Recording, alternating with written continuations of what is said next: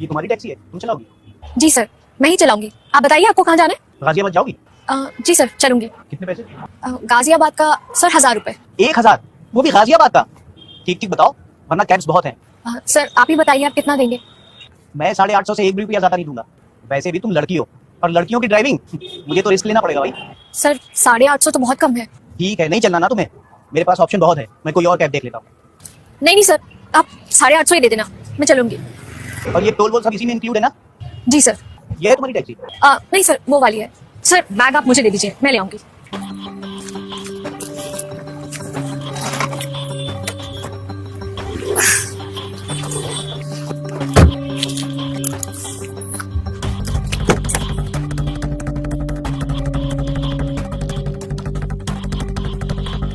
नाम क्या है तुम्हारा?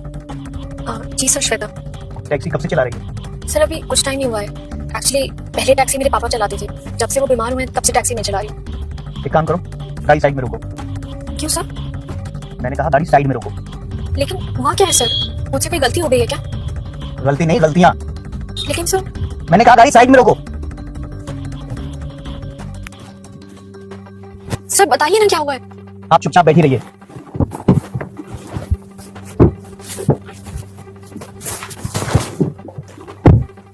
बताइए ना सर, क्या दिक्कत हो गई? तुम गाड़ी चलाओ।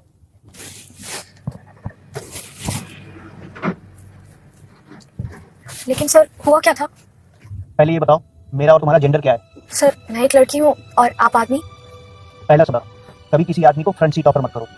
हाँ, अगर बहुत मजबूरी है तो बात अलग है, वरना हो सकता है तुम्हें वो आदमी ऐसे ही भूले जैसे मैं तुम्हें भूल रहा था। और दूसरा सबक, कभी किसी पैसेंजर को पीछे मुड़कर, खासकर मर्द को, कभी मत देखो, और डरी हुई निगाहों से तो बिल्कुल भी नहीं। शेर की बच्ची की तरह सामने वाले मिरर में आंखों में आंखें डालकर देखो, पूरे विश्वास के साथ।